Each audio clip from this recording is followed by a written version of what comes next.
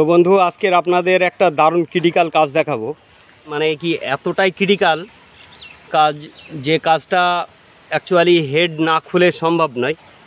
তো আমরা সেই কাজটাই করব। বিষয়টা হচ্ছে একটুখানি ফলো করুন। এই দেখেন, এই যে হেডের যে ভ্যালভটা আছে, ভ্যালভ ক্যাপ কিন্তু বসে গিয়েছিল। তা আমরা এই হেডটাকে না খুলে আমরা এই কাজটাকে কমপ্লিট করব। মানে কি খুব রিস্কের কাজ একটা।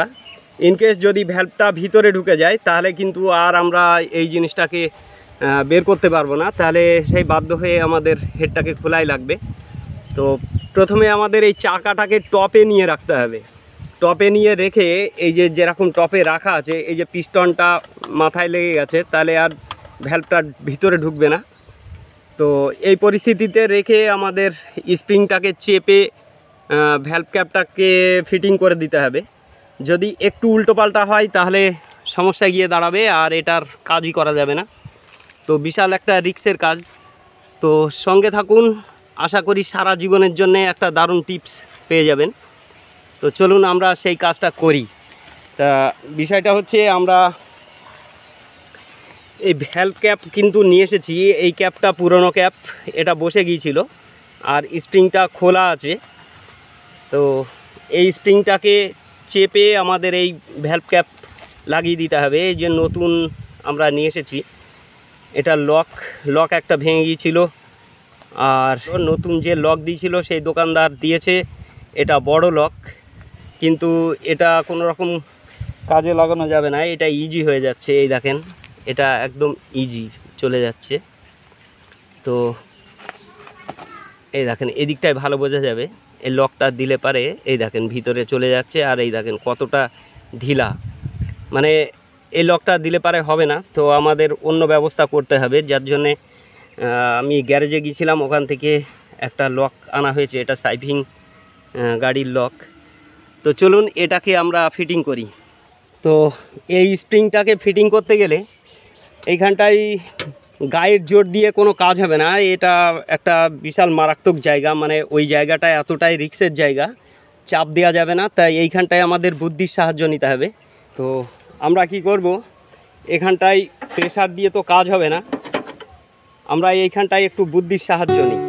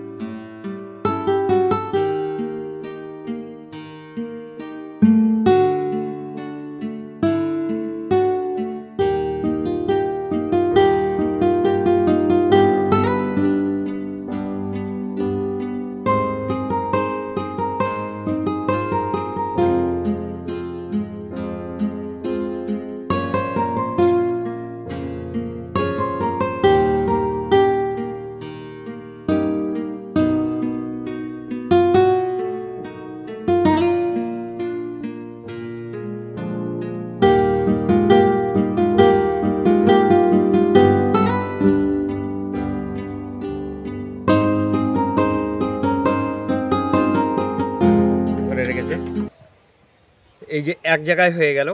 এবার আমরা ভ্যালভের মধ্যে দিয়ে এটাকে আমরা ফিটিং করে দেব। চলুন দেখি। এবার এটাকে মাপ দিয়ে দেখে নিতে হবে যে ভ্যালভের থেকে ছোট হয়েছে নাকি। হ্যাঁ, অনেক ছোট হয়েছে। তার মানে এই জায়গাটায় ক্যাপটা আমরা সহজে লাগিয়ে দিতে পারবো, দিয়ে এই তারগুলোকে খুলে দিলে পারে সমস্যা মিটে যাবে। তো এটাকে আমরা এবার এখানে দিয়ে দেবো, একটা উপরে দিই একটা নিচে দিই, তাতে আমাদের সুবিধা হবে খুলতে। এই যে, তো এবার আমরা ক্যাপটাকে ফিটিং করে দিই। এটা টপে রেখে দিতে হবে। এই যে টপে রেখে দিয়ে এই চাকাটাকে ঘুরিয়ে টপে রাখতে হবে, নাহলে পরে ভিতরে ঢুকে গেলে সমস্যা আছে। তো এই ক্যাপটাকে আমরা এখন ফিটিং করি, খুব সহজেই হয়ে যাবে, আর না হলে পরে সমস্যায় গিয়ে দাঁড়াবে। এটা হচ্ছে ভ্যালভ ক্যাপ, এগুলো লক। তা এইগুলোকে আমরা ফিটিং করে দিই। এই যে এখানে যতটা সহজে হলো, যদি আমরা চেপে যদি বসাতে যেতাম তাহলে কিন্তু সমস্যা গিয়ে দাঁড়াতো।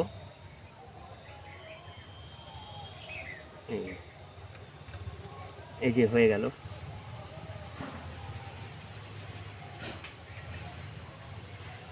এই ঠিক এইভাবে থাকবে। তো এবার আমরা এটাকে খুলে দিই, খুললে পারে ও পজিশন নিয়ে নেবে।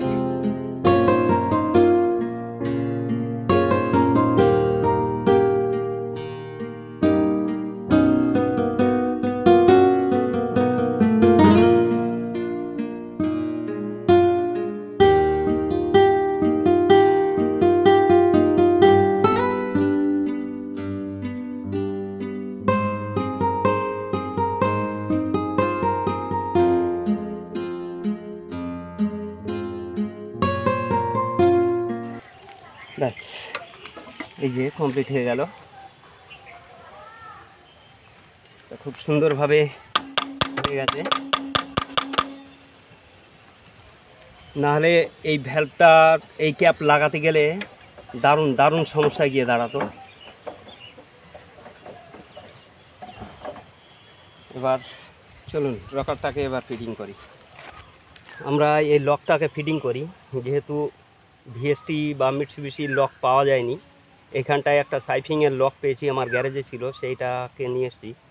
আর ভাঙাটাকেই আমাদের কাজে লাগাতে হবে, কারণ এখান থেকে নিয়ে আসতে গেলে অনেক অনেক টাইমের ব্যাপার, আর তারপরে কাছাকাছি পাওয়াও যাবে না, আমাদের এখানটায় অন্য ব্যবস্থা করতে হবে। একটা সমস্যা হবে, দেখেন সাইফিংয়ের এই শ্যাপটা কিন্তু অনেকটা বড় থাকে, এদিকটাই একদম কম, নেই বলতে গেলেই চলে। তো অতএব মানে অ্যাকচুয়ালি এরকম পাতলা লক এইখানটায় বেটার, আর এর জন্যে এই সিস্টেমেই তৈরি করা। তা বিষয় হচ্ছে এইখানটায় যদি আমরা এই তারের লক লাগাই, সেটা কতটা জায়গা পাবে সঠিকভাবে ঠিক বোঝা যাচ্ছে না। তবুও আমরা আগে ফিটিং করি, তারপরে দেখব যে কিভাবে কি করা যায়। তো এটাকে আগে ফিটিং করে নিই। দেখি একটু কাপড় দিয়ে কি করা যায়। হ্যাঁ, ফিটিং হয়ে গেছে, ফিটিং হয়ে গেছে। তো এটাকে বসিয়ে দিতে হবে ঠিকঠাক।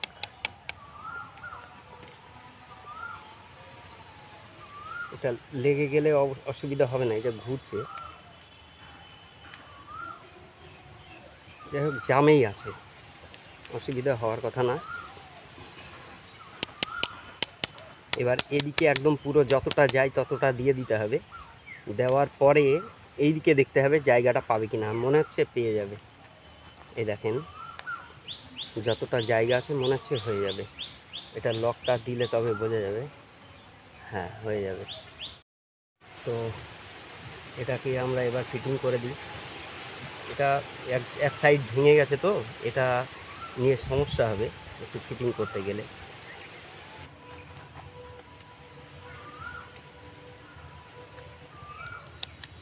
হয়েছে, জল হ্যাঁ নিচ্ছি, দাঁড়ান রাখেন। এটাকে এবার চলুন আমরা ফিটিং করে ট্যাপিড ক্লিয়ারেন্স অ্যাডজাস্টিং করে ফেলি। পুশ রড দুটোকে ফিটিং করে দিই। পুশ রড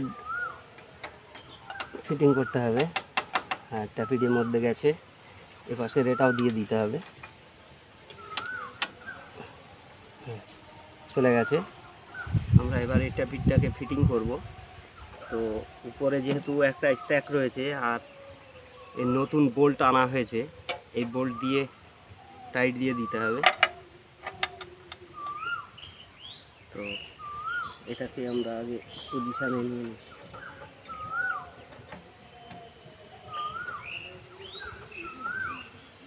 ব্রেক দুটো চাপো তো কাকা।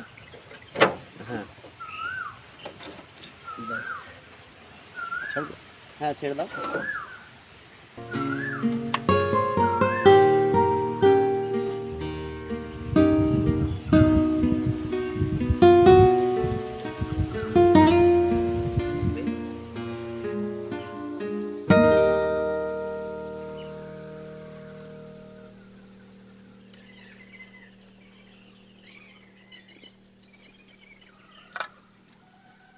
একটু জোরে শক্ত করে না টাইট দিলে সমস্যা হচ্ছে। এবার বিষয়টা হচ্ছে আমরা ট্যাফির যে অ্যাডজাস্টিং করব, এই অ্যাডজাস্টিং করার আগে আমাদের কিন্তু দেখে নিতে হয় যে টাইমিংটা কী আছে। পেনিয়ামের টাইমিংয়ের উপরে ডিপেন্ড করে। তার কারণ যদি টাইমিং ঠিক থাকে তাহলে কিন্তু ট্যাফিডের ক্লিয়ারেন্স একরকম রাখতে হয়। আর যদি রং টাইমিং থাকে, দেখা যাচ্ছে যে অ্যাডভান্স করা আছে, তখন কিন্তু এই ট্যাফিড ক্লিয়ারেন্স তখন কিন্তু আলাদাভাবে করতে হয়। এটা নিয়ে একটা দারুণ সমস্যা, আর এটাই হচ্ছে ক্রিটিক্যাল। এবার আমরা রকারটাকে ঠিক জায়গা মতো নিয়ে আসবো, মানে পিস্টন টপে রাখতে হবে আর ফ্লাইহুইল টিডিসি মার্কিংয়ে রাখতে হবে। এই দেখেন, এই যে ট্যাফিডটা এই যে আপ ডাউন করছে, এইখানটাই কিন্তু টপে আছে পিস্টন, এই যে এটাই টপে আছে। এবার এইখানটায় টিডিসি মার্কিং আছে। এটা যেহেতু কালকের আমি মোবিল দিয়ে দিয়েছি সুবিধার জন্যে, তা ঠিক এই জায়গাটায় আমাদের ঘুরিয়ে আনতে হবে। আমরা থিওরিক্যাল হিসাবে যে কাজটা সেটা আমরা করব না, যেহেতু আমরা প্র্যাকটিক্যালে কাজ করছি। আর এখন থিওরিক্যালের হিসাব কিন্তু চলবে না, যেহেতু পুরনো ইঞ্জিন। তো আমাদের সেইভাবে ব্যবস্থা নিয়ে কাজ করতে হবে পুরনো হিসাবে। তো এইখানটাই দেখতে হবে যে ক্লিয়ারেন্সটা কত আছে। এটা যেটুকু আছে মোটামুটি ঠিক আছে, কোনো সমস্যা নেই। এইখানটায় যতটা ক্লিয়ারেন্স আছে, তো এইখানটায় যতটা ক্লিয়ারেন্স আছে মোটামুটি ঠিকই আছে। আর বিষয়টা হচ্ছে, আমি যে কথা বলতে বলতে ছেড়ে দিলাম, পুরনো ইঞ্জিন তো এইখানটায় যদি পেনিয়ামের টাইমিং যদি একটু উল্টোপাল্টা থাকে তাহলে সমস্যা গিয়ে দাঁড়ায়। সবচেয়ে ক্রিটিক্যাল ইঞ্জিন হচ্ছে এটাই। এর হাজারো রকমের প্রবলেম থাকে। অন্য অন্য যে সমস্ত ইঞ্জিনগুলো আছে তাদের যে সমস্যা তার থেকে অনেক অনেক গুণে এর এই ভিএসটি বা মিৎসুবিশির সমস্যা থাকে বিভিন্ন দিক দিয়ে। তো এই জিনিসটা আমাদের খেয়াল রেখে কাজ করতে হবে। এটা টাইট হয়ে গেছে। তো এইবার আমাদের ওপাশের ভ্যালভটাকে আমরা মেজারমেন্ট করব। চলুন, এবার আমরা এই ইনলেট ভ্যালভটাকে আমরা মেজারমেন্ট করব। তা এইখানটায় গিয়ে সমস্যা হবে যদি কিনা ইনকেস দেখা যাচ্ছে যে অ্যাডভান্স করা থাকে পেনিয়াম, তাহলে কিন্তু এইখানটায় আমরা যদি এই ক্লিয়ারেন্সে রেখে দিই তাহলে সমস্যা গিয়ে দাঁড়ায়। তা পুরনো যেহেতু ইঞ্জিন, এইখানটায় ধরেই নিতে হবে যে টাইমিং রং আছে।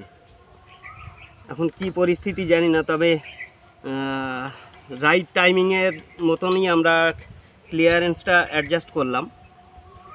তো করার পরে আমরা একটু যদি স্টার্ট করি তবেই বুঝতে পারবো। এটা হয় আমাদের পেনিয়াম খুলে দেখতে হবে যে টাইমিং ঠিক আছে নাকি, আর না হলে পারে স্টার্ট দিলে পারে তবেই বোঝা যায় যে এর টাইমিং ঠিক আছে নাকি।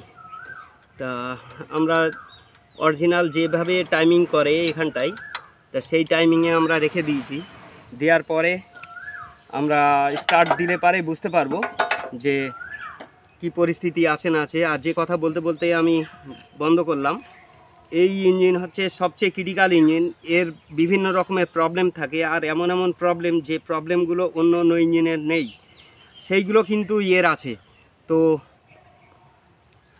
সেই হিসাব করে আমাদের এখানে কাজ করতে হবে। যেহেতু পুরনো ইঞ্জিন, আমাদের সেইভাবে যদি ঠিকঠাক কাজ না করতে পারি তাহলে সমস্যা গিয়ে দাঁড়াবে। এইখানটায় এবার কম্প্রেসার ঠিকঠাক আসছে নাকি এটা দেখে নিতে হবে ঘুরিয়ে। হ্যাঁ, কম্প্রেসার এসছে, এই দেখেন পেনিয়ামের একটা সাউন্ড চলে আসছে, তার মানে পেনিয়াম কিন্তু অনেক ক্লিয়ার হয়ে গেছে। তো এইখানটায় ধরেই নিতে হবে যে টাইমিং এই অ্যাডভান্স করা আছে পেনিয়াম। তো চলুন ট্যাপিড কভারটাকে এবার ফিটিং করে দিই। তো আমরা এই কভারটাকে এবার ফিটিং করে দেবো। এইখানটায় 6 mm স্ক্রু দিয়ে ফিটিং করা থাকে। তো আমাদের এই কাজটা কমপ্লিট হয়ে গেছে। এবার আমরা এই গাড়িটাকে স্টার্ট দেব। তো এদিকের কাজ তো আমরা কমপ্লিট করে ফেলেছি, এবার স্টার্ট দিই, দেখি কোথায় গিয়ে দাঁড়াই। তো চলুন এবার আমরা স্টার্ট দিই।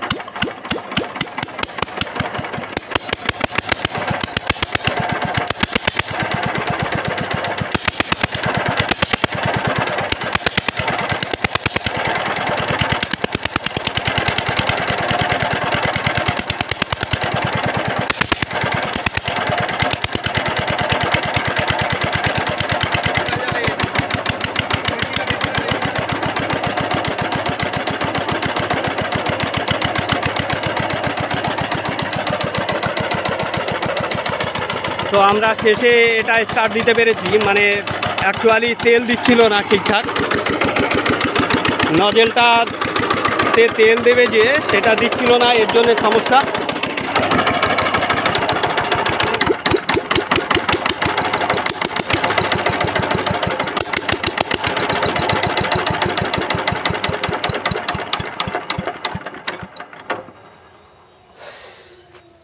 বিষয় হচ্ছে এর ডেলিভারি ভ্যালভ খারাপ আছে, এলিমেন্ট এবং ডেলিভারি ভ্যালভ দুটোই খারাপ আছে। আর নজেল যা আছে মোটামুটি চালালেও চালানো যায়, কিন্তু ডেলিভারি ভ্যালভ আর এলিমেন্ট ইমিডিয়েটলি পাল্টাতে হবে। ঠিক আছে।